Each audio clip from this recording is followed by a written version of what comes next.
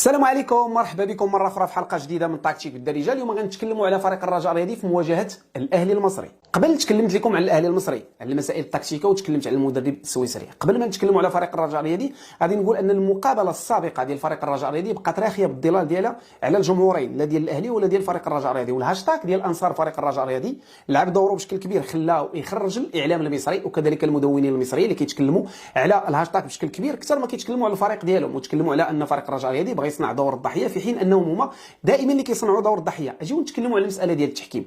فريق الرجاء الرياضي منذ بدايه البطوله هو تيعاني في التحكيم، لا في البطوله ولا في عصبه الابطال، رغم الفوز ديالو المرور ديالو عبر الصف الاول بنقاط اللي هي كثيره، واول تقريبا فريق اللي تيقوم بهذه المساله هذه.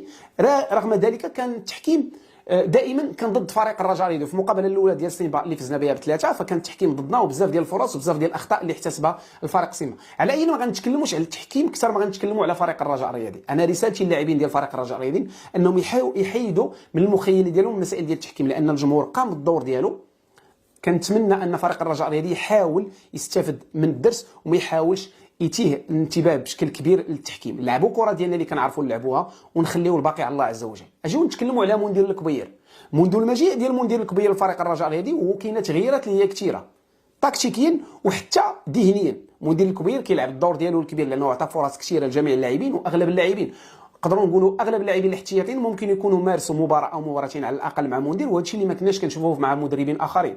مندير جا في واحد الوقت صعيب منذ ذهاب البنزرتي، البطوله كنا متاخرين فيها بشكل اللي هو كبير، لكن عوده مندير وعوده اللاعبين واعطاء واحد النهج تكتيكي جديد واعطاء الثقه لبزاف ديال اللاعبين. كان اللاعب الهبطي، كان اللاعب زريده في وسط الميدان اللي غير المنظومه ديالو والطريقه ديال اللعب ديال زريده تغيرات مع مندير الكبير، وحتى بعض اللاعبين اللي ما كانوش يديو تعطات الفرصه المقدم كذلك، والبنتايك والبدوي، وهذو هما الفرص اللي تعطاو لهاد اللاعبين اللي ما كانش غيتعطاوهم مع البنزرتي وما كانش الامل بهم نهائيا، وكان كيفضل ان لا بنتايك ولا البدوي انهم يمشيو.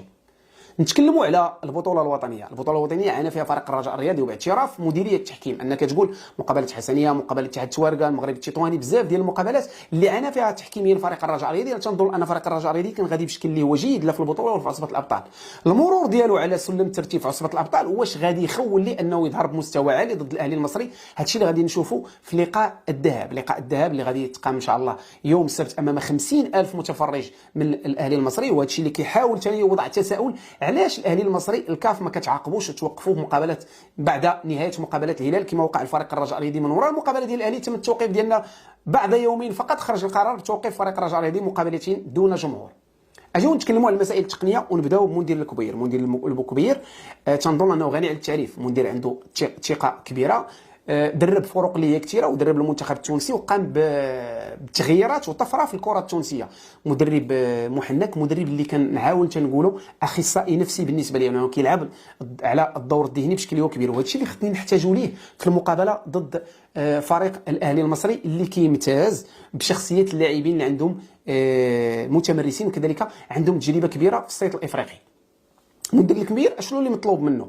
غادي نحاولوا نتكلموا على النهج التكتيكي. اشنو هو افضل نهج تكتيكي ممكن نختاروه في المقابله؟ جميع الجماهير كتكلم على النهج التكتيكي الدفاعي بشكل اللي هو كبير، لان فريق الاهلي المصري غادي يضغط منذ البدايه. اجيو نتكلموا على 4-1-4-1. اغلب المدربين في العالم المدربين الكبار اللي كيحاولوا يستافدوا من ضعف الخصوم تيلعبوا 4-1-4-1. ولا رجعنا لكاس العالم مع وليد الركراكي كنلقاو ان 4-1-4-1 دارت الاكل ديالها مع منتخبات اللي هي كبيره كاسبانيا والبرتغال وفزنا عليهم بشكل اللي هو واضح. 4-1-4-1 كتلزم انه يكون عندك وسط ميدان دفاعي متمرس كاللاعب امرابط ديال المنتخب المغربي. ممكن نقولوا ان هنا يقدر يقوم بهذه المقابله، وهذا النهج التكتيكي فايت ليه لعب به مندير الكبير في عصبه الابطال الافريقيه ولعبنا بشكل اللي هو جيد، وحاولنا نركزوا وبخصوص خارج الميدان. 4-1-4-1 اللي كتقسم لجوج ديال لي زون، الزون ديال الدفاع وزون ديال وسط الميدان، لان الجناحين غادي يحاولوا يساعدوك في الوقت اللي غادي تكون محتاج المساعده دائما. ممكن ان الفريق كذلك يغلق بخمسه ديال اللاعبين في وسط الميدان، لاعب ارتكاز اللي كيكون وسط اليمين اللي كما تلاحظوا معايا هنا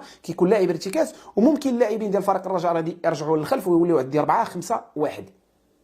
الدور ديال خابه غادي نهضروا عليه ان شاء الله في الحصه الثانيه.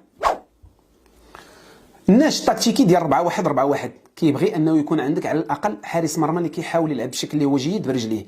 زنيتي حارس كبير بكل صراحه وتيمتاز بهذه المساله هذه وكيحاول يلعب بشكل اللي هو كبير برجليه. ما يعيب زنيتي هو الكرات الطويله لانه فريق الاهلي المصري غادي يحاول يضغط علينا ويخرج عند اللاعبين ديالنا. شنو اللي مطلوب من زنيتي هو التركيز واعطاء الكره لجوج ديال اللاعبين اللي قرابين ليه، بالخصوص اللاعب مقدم وكذلك اللاعب حركاس. نتكلموا على الحارس زنيتي. الحارس زنيتي تجربه كبيره في الديار الافريقيه، حائز على جميع الالقاب اللي ممكن انك تتخيلها، كينقصوا فقط عصبة الابطال الافريقيه وان شاء الله لما لا مع فريق الرجاء الرياضي. ونتكلموا على مقدم والعوده ديالو من بعض الاصابه وكذلك اخطاء دفاعيه باش نكون معكم لاعبين بجوج اخطاء اللي هي كثيره. ودائما الكرات اللي كنتلقاوها من الكرات الثابته كيتحمل المسؤوليه ديالها اغلبها اللاعب حركاس، وكنتمنوا انهم يحاولوا يفكروا في هذه المساله والمدرب كذلك. علاش تكلمنا على 4-1 لانه اغلب اللاعبين اللي كيلعبوا كره طوال بحال خابه بحال كذلك اللاعب اهولو خصهم يحاولوا في هذه المساله ديال الكرات الثابته بالنسبه للفريق الاهلي المصري، ونحاولوا تكون عندنا حصانه والمراقبه كذلك حتى الحارس المرمى والخروج للكرات حركاس مقدم او حتى اللاعب الهدودي ممكن انه هو يكون لاعب مقابله. لكن اغلبيه الجماهير كيفضلوا اللاعب اخراج الكره ديالو جيد مؤخرا مع فريق الرجاء، كذلك اللاعب بن تايك وكذلك اللاعب في الجهه اليمنى اللي غادي نتكلم عليه قبل ما نتكلم على بن تايك ما خصوش يطلع بشكل اللي هو متكرر. وبخصوص اللاعب هاني فهو ما كيشكلش خطر على اليسرى، ولكن طاو غادي يلقى معاه مشكل اللي هو كبير جدا، لانه دائما طاو كما قلت لكم كيلعب على المساحات، وهذوك المساحات هما اللي ما خصهمش يخليو في حاله الامان. فكنتمنى ان اللاعب مقدم هو اللي يغطي عليه بشكل كبير، وهذا الشيء شفناه في مقابلات قبل ان مقدم حتى في عصبه الابطال غطى عليه بشكل كبير في بعض الاحيان. اذا بن تايك مطالب بالمساعده الدفاعيه اكثر ما مطالب بالمساعده الهجوميه. في حاله الا تسنت لنا الفرصه ان نصعدوا فما كاينش اشكال. في حاله الا كان الضغط ديال الاهلي المصري كتنفضل انها تكون حصانه دفاعيه. رجعوا نتكلموا على يشكل واحد النقص بشكل كبير، لانه المنظومه ديال مندير الكبير ولات كتحرك الكره بشكل جيد مع اللاعب بدوي، لانه كيلعب بشكل جيد، كيطلع بشكل جيد، كيمرر بشكل جيد، وكيلعب بهدوء نفسي اللي مطلوب من اللاعبين ضد المقابلات من هذا الحجم اللي كيكون حاضرهم اكثر من 50,000 متفرج. غادي نقدروا نلعبوا جوج ديال اللاعبين اللي غادي نلعبوا لهم بشكل كبير. ناخذوا الناهري وناخذوا اللاعب بولكسوت في اخر دقائق ديال المقابله اللي جريناها في البطوله ضد السوالم واللي ما توفقناش فيها. تنظن ان بولكسوت هو الاقرب اللاعب هذه المقابله هذه، لانه كيمتاز بالسرعه، كيمتاز بالمراوغات، وكذلك حتى دفاعيا ساعد فريق الرجاء الرياضي، في حين ان الناهري كتنقصوا لا كونديسيون فيزيك بشكل هو كبير. الناهري ممكن نستغلوه في الكرات الثابته وممكن نستغلوه حتى في التسديد من بعيد. واش ممكن الناهري يحصل لنا الدفاع ونحاولوا نستغلوه في التسديد؟ هذا الشيء كيرجع للمدرب. بالنسبه لي انا بولكسوت هو اللي غادي يكون حاضر في هذه المقابله. ممكن الجماهير تختار الناهري. ندوزو نتكلموا على وسط الميدان.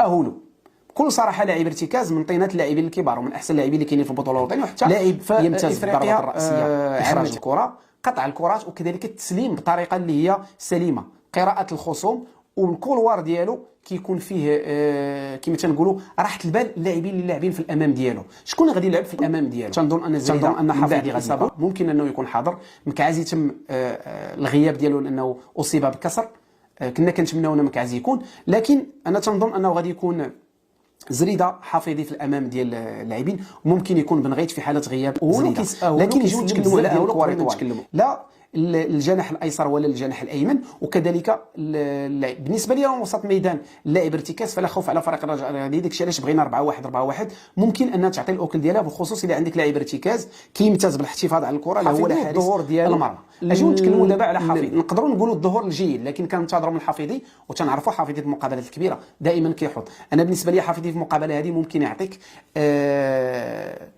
شونجمون دو ماتش، يقدر يغير لك المقابله في اي لحظه، ولا لاعب ممكن ولا يعطي حلول للاعب خابه. انا بالنسبه لي حفيظي خصو يكون رسمي، رغم ان اللياقه البدنيه ما تسمحش، ولكن نخليو اللاعب الثانيه ونخليو حفيظي هو اللي بدا المقابله ديالنا، لا هو لا اللاعب زريده او بن غيت. في حاله دخول بن غيت فبن غيت كيمتاز بواحد المساله هو التسديد من بعيد، وكيطونتي لا شونس بليزيغ فوا لا مع فريق الرجاء الرياضي ومع الفرق اللي لعبناها وشفناه في المقابله الاخيره. رغم ان المستوى ديالو بدنيا ما كاينش، لكن المستوى الذهني كنفضل بن غيت. علاش؟ لانه لاعب عنده تجربه في افريقيا، حائز على عصبه الابطال، وكذلك لعب مقابلات اللي هي كبيره، ولعب ضد الاهلي المصري عده مرات. تنظن ان بن غيت ممكن نستافدوا منه، لكن غادي نلقاو ضعف المساعده الدفاعيه، لان زريده بكل صراحه ولا مؤخرا كينشط المساله الدفاعيه وتيخرج بزاف ديال الكواري، وهو اللي سجل الهدف على ما اظن ضد فريق الاهلي في المقابله السابقه.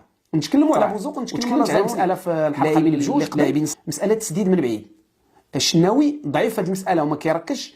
كنفضل ان اللاعبين بجوج يحاولوا يفكروا في التسديد والتاطير ديال التسديد ديالهم. ممكن اننا نخلقوا الفرص باش ممكن نسجلوا ونحسموا المقابله في القاهره، لما لا؟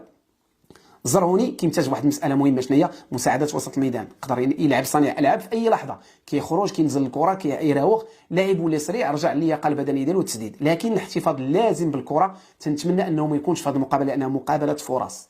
الا كانت عندك فرصه خصك تحسن فيها، الا كانوا لاعبين حداك خصك تعطيهم كره. داكشي علاش كنتمنى ان الزرهوني ما تكونش نديروا الثمن ديالها غادي. نهضروا على بوزوق، الاداء ديالو مؤخرا غادي وكيتحسن بشكل كبير منذ التسجيل ديالو الاهداف في البطوله حتى في عصبه الابطال. ولكن كنشوفوا بوزوق اللي بغينا بوزوق، ومازال ممكن يعطي اكثر. بوزوق في هذه المقابله ممكن يفرض نفسه، ما يحاولش يفكر انه الجهه اللي لاعب فيها معلول او الجهه الاخرى اللي لاعب فيها هاني. فممكن ان بوزوق بالتمريرات ديالو حتى المراوغات ديالو اللي كنشوفوا هذه المقابله عليها بشكل كبير في مقابله الوداد. اجي نتكلموا على خابه. الدور ديال خابه غنتكلم عليه بشكل اللي هو كبير في هذه الحلقه. خابه غنتكلم على انه يدير التنشيط الدفاعي اللي كان كيديروا مالونغو قبل مع فريق الرجاء الرياضي. الدفاع منذ البدايه، يعني مهاجم مدافع هو اللي غتبدا فيه فريق الرجاء الرياضي، وما نحاولوش نخليو الاهلي المصري يبني الهجومات ديالو من الخلف. الاهلي المصري ما كيبنيش الهجومات ديالو من وسط الميدان ولا من الخلف، اكثر ما كيبنيها على الظهيرين والاجنحه. لكن انا كنفضل ان خابه ما يخليش يدير خنق اللاعبين ديال الاهلي المصري، وما غاديش يخليهم